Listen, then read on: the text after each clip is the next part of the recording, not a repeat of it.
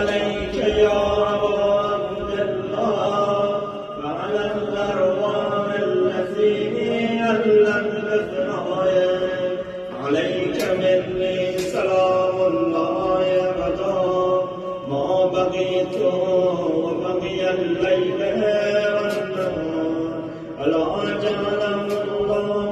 آخر اللهب مني لزيارتكم السلام